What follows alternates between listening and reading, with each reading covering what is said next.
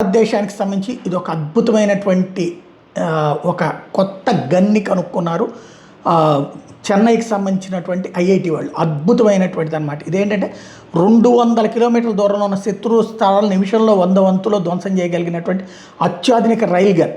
ఇది పూర్తిగా ఎలక్ట్రిక్ ఎనర్జీతో పనిచేసే ఫ్యూచర్ వెపన్.